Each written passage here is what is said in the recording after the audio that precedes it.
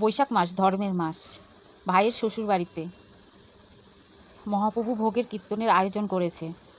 মহাপ্রসাদ দর্শন করা খুব ভালো, দুর্ভোগ কাটে।